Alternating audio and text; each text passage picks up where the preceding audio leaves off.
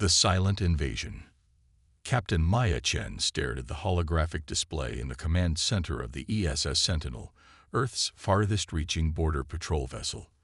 The small outpost on Europa 7, a mining colony on the edges of human space, had gone silent 3 days ago. This was the 7th such disappearance in the past month. Still no response from the outpost, Captain Lieutenant Coda reported, his dark eyes reflecting the red warning lights that pulsed across the bridge. How many people were stationed there? Maya asked, her fingers tracing the outline of the small colony on the display. 53 miners, 12 security personnel, and 8 administrative staff, Coda replied. All vanished without triggering any alarms. Maya pushed a strand of black hair from her face, tucking it behind her ear. At 38, she had spent nearly half her life patrolling the expanding boundaries of human territory. In 15 years of service, she had seen pirate raids, resource disputes, and even the occasional territorial standoff with the Arcturians, but nothing like this. "Prepare a landing team," she ordered. "Full biohazard protocols. Whatever happened there, I want to know if it's natural or if someone is responsible." 2 hours later, Maya led her team through the eerily quiet corridors of Europa 7. The outpost was intact. No signs of struggle, no structural damage. Personal belongings remained where they had been left, meals half-eaten on tables, entertainment systems still running in common areas. "It's like they all just evaporated," whispered Security Chief Alvarez, his hand never straying far from his weapon. In the command center, Maya accessed the colony's logs. The final entry was routine, reporting optimal mining yields and a supply ship due in 3 days. Nothing suggested impending danger. "Captain," called Dr. Eliza Novak, the ship's xenobiologist. "You need to see this." Dr. Novak stood in the center of the colony's medical bay, her scanner hovering over what appeared to be a thin, transparent film clinging to one of the examination tables. "What am I looking at, Doctor?" "Cellular residue," Novak replied. "But not human. Not any species in our database. And it's active." Maya's eyes narrowed. "Active how?" "It's attempting to communicate with our scanners. Like it's trying to interface with our technology." Before Maya could respond, the ship's AI, spoke through their comm systems. "Captain, I'm detecting an unidentified vessel approaching the colony.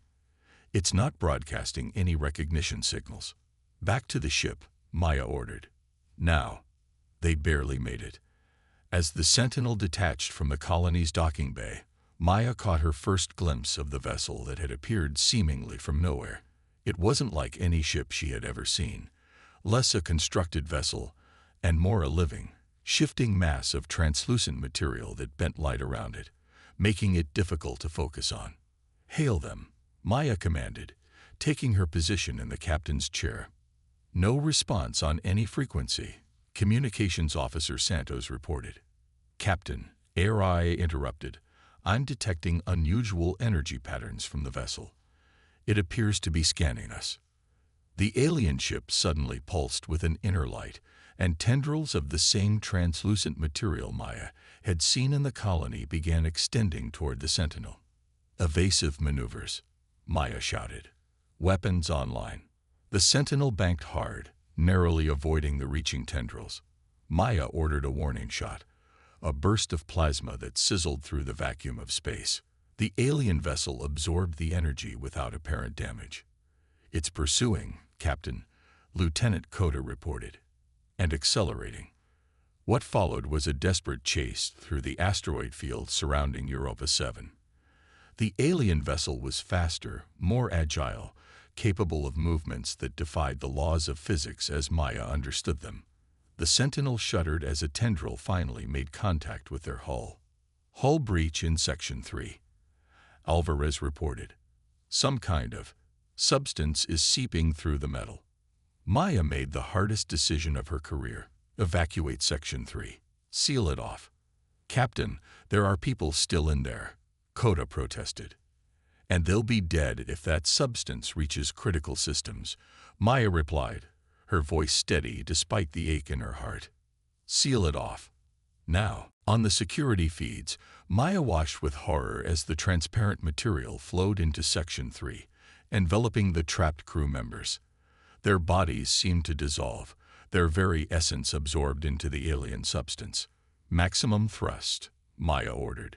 "Get us back to Earth space. Now." The Sentinel limped back toward Earth, having lost a quarter of its crew, and with the alien vessel in pursuit. Just as it seemed they would be overtaken, they reached the range of Earth's deep space monitoring stations. The alien ship suddenly veered away, vanishing as mysteriously as it had appeared. 3 weeks later, Maya stood before the United Earth Defense Council, the highest military authority in the solar system. "They call themselves the Veiled Ones," Maya explained, her uniform still crisp despite the exhaustion evident in her eyes. "According to the data we were able to recover from the colony systems, they've been watching us for years. The disappearances weren't random. They were calculated extractions." "Extractions for what purpose, Captain Chen?" asked Admiral Khalid, the head of the council. Maya took a deep breath. "They're harvesting humans, specifically our neural patterns. According to Dr. Novak's analysis of the residue we found, the Veiled Ones are a collective consciousness that absorbs and integrates other species. But human brains, they're special." "Special how?" questioned Counselor Yamamoto. "Our neural complexity is unmatched by any species they've encountered," Maya explained. "We're capable of abstract thought, creativity, and emotional depth in ways that are apparently rare in the galaxy. They don't just want our bodies or our resources, they want our minds." The council chamber erupted in murmurs of disbelief and fear. Admiral Khalid raised a hand for silence. "How many colonies have they infiltrated?" he asked. "We've confirmed 12 so far, all in the outer territories," Maya replied. "But there could be more. They're extremely advanced, capable of disguising their presence from our sensors." "And your recommendation, Captain?" Maya's eyes hardened. "We fight. The Veiled Ones operate in secret because they fear detection. They've been careful to take only isolated outposts, to leave no witnesses. That suggests they're vulnerable to a united response." "Fight with what?" Counselor Rodriguez challenged. "You said yourself their technology is far beyond ours." "Technology, yes," Maya acknowledged. "But they want our minds because of their unique capabilities. I propose we use that against them. Dr. Novak has been working on a theory. If the Veiled Ones seek to absorb our consciousness, perhaps we can create a feedback loop, a mental firewall that would repel their attempts to integrate us." Dr. Novak stepped forward, her holographic presentation materializing in the center of the chamber. "The Veiled Ones connect to human neural patterns through a form of quantum entanglement. If we can develop a countermeasure that disrupts this connection, we might be able to not only protect ourselves but potentially harm their collective consciousness." The debate raged for hours. Some argued for immediate evacuation of the outer colonies, others for attempting diplomatic contact. In the end, Maya's plan, now designated Operation Firewall, was approved, not because the Council believed it would succeed, but because they had no better options. As Maya left the Council chamber, Admiral Khalid pulled her aside. "This mission is suicide, Chen," he said quietly. "You know that, right?" Maya's gaze was resolute. "With respect, Admiral, it's the only chance we have. The Veiled Ones have been picking us off one by one, testing our defenses. But they've never faced humanity united and fighting back. And if you fail," Maya smiled grimly, "then at least we didn't go quietly." Operation Firewall began in earnest. Earth's greatest minds, neuroscientists, quantum physicists, and AI specialists, worked tirelessly to develop the neural firewall. Meanwhile, Maya and her team prepared for the most dangerous mission in human history, infiltrating the Veiled One's hub world, located deep in uncharted space. The plan was daring, perhaps impossible. They would use a captured piece of the Veiled One's substance as a Trojan horse, allowing it to partially integrate with a volunteer, Maya herself, while the neural firewall protected her core consciousness. The substance would then attempt to return to its source, carrying Maya along with it. On the eve of the mission, Maya stood alone in the observation deck of the newly commissioned ESS Defiant, watching as Earth grew smaller in the distance. She thought of all those who had already been taken, their minds absorbed into the alien collective. "We're coming for you," she whispered. "All of you." The Defiant slipped into the darkness of space, carrying humanity's last, best hope against an enemy that sought not to destroy them, but to consume what made them human in the first place. Humanity unleashed. Maya felt the alien substance crawling beneath her skin, a sensation both cold and electric. Dr. Novak had warned her that the experience would be unsettling, but nothing could have prepared her for the reality of having a portion of the Veiled One's collective consciousness attempting to merge with her own. "Neural pattern stable," Dr. Novak reported, monitoring Maya's vital signs from the Defiant science bay. "The firewall is holding." Maya lay strapped to an examination table, specialized equipment surrounding her. The ship had been hiding in an asteroid field at the edge of charted space for 3 days, waiting for the piece of alien substance to fully integrate with Maya's peripheral nervous system, while the neural firewall protected her core consciousness. "I can feel them," Maya whispered, her voice strange to her own ears. "Not thoughts exactly, but impressions. They're ancient, Eliza. So ancient." "What else?" Dr. Novak prompted, recording every word. "They're afraid," Maya realized with sudden clarity. Beneath all that power, they're afraid of extinction. They've been absorbing other species for millennia because they're desperate to evolve, to ensure their survival. Lieutenant Koda entered the science bay, his expression grim. "The substance is beginning to emit quantum signals. It's trying to communicate with the collective." "Then it's time," Maya said, struggling to sit up despite the restraints. "Release me." "Captain, we need more time to..." Dr. Novak began.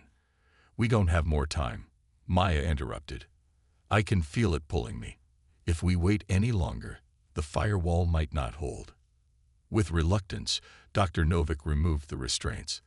Maya's skin had taken on a slight translucent quality, veins of shifting light visible just beneath the surface. "Remember," Dr. Novak said, "the firewall will protect your core consciousness, but your sensory perceptions will be linked to their network. You'll see what they see, feel what they feel. The disruptor needs to be planted at the center of their collective consciousness." Maya nodded, accepting the small device that would deliver the neural feedback loop designed to disrupt the Veiled One's collective. "And if I can't find my way back?" Dr. Novak's eyes were sad. "Then we activate the backup plan. The Defiant will target the hub world with everything we've got." "Taking me with it," Maya finished. "That won't happen," Lieutenant Koda said firmly. "We'll get you out." Maya smiled at her loyal officer. "Keep the ship safe, Koda. That's an order." The process of allowing the alien substance to take control was like drowning in reverse, being pulled through a membrane into a vast ocean of consciousness. Maya felt her physical form dissolve, her awareness expanding to include countless others. For a moment, she was everywhere and nowhere, connected to minds both familiar and utterly alien. When her perception stabilized, she found herself in what appeared to be a massive crystalline structure, pulsing with life and information. Around her, translucent forms moved with purpose, some humanoid, others defying description. These were the Veiled Ones, or rather, the physical manifestations of their collective consciousness. Using the alien substance as camouflage, Maya moved through the structure, absorbing information from the collective network. What she discovered horrified her. The Veiled Ones were not merely collectors of consciousness. They were galactic predators. Dozens of species had been harvested over millennia, their unique neural patterns integrated into the collective. And humans were considered the ultimate prize, a species with unparalleled neural complexity and creative potential. More disturbing still was the discovery that the Veiled Ones had agents embedded throughout human space, shapeshifters who had taken the forms of influential humans. The silent invasion had progressed further than anyone had suspected. As Maya penetrated deeper into the crystalline structure, she encountered other consciousnesses, victims of the Veiled Ones, their minds preserved but enslaved. Among them were humans from the missing colonies, their awareness dimmed but not extinguished. "I'm here to free you." Maya projected into the network, careful to keep her true intentions shielded behind the neural firewall. A familiar consciousness responded, Captain Elias Reed of the mining colony on Europa 7. "Maya, how are you here, but separate? We can all feel the collective, but you're somehow both part of it and apart from it." "We've developed a defense," Maya explained, "and soon, a weapon. I need your help to locate the central node of the collective." With Reed's guidance, Maya navigated the complex network toward the heart of the Veiled One's consciousness. But as she drew closer, she felt the alien substance within her beginning to realize something was wrong. The firewall was holding, but her presence as an independent entity was raising alarms. Back on the Defiant, Dr. Novak watched with growing concern as Maya's neural patterns fluctuated wildly. "They're onto her," she told Lieutenant Koda. "The firewall is under attack." "Can we pull her out?" Koda asked. "Not without physically locating her," Dr. Novak replied. "And the hub world is massive." On the hub world, Maya raced toward the central node, now pursued by guardian entities within the network. The crystalline structure around her pulsed with red warning light as the collective consciousness realized an intruder was present. "You cannot stop us," a chorus of voices reverberated through Maya's mind. "We have absorbed civilizations far greater than yours. Your species is young, primitive. Your resistance is futile." "Perhaps," Maya responded, pushing through the mental assault. "But there's something you should know about humans. We don't take kindly to being harvested." With a final surge of will, Maya reached the central node, a massive crystal chamber where the original Veiled Ones, the founders of the collective, resided. Here, the consciousness of 1 billion absorbed minds converged, a swirling vortex of thought and memory. Maya activated the disruptor, embedding it deep within the node. The device began to pulse, sending out waves of neural feedback that exploited the very connection the Veiled Ones used to absorb other minds. The effect was immediate and catastrophic. Throughout the crystalline structure, the Veiled Ones writhed in agony as the feedback loop disrupted their collective consciousness. Individual minds, long suppressed by the collective, began to reassert themselves. "What have you done?"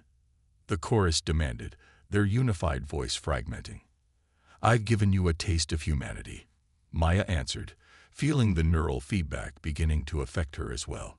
The alien substance within her was failing, and with it, her connection to the collective.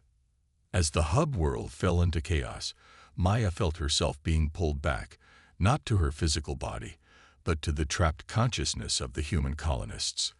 They were using the disruption to break free, and they were taking her with them.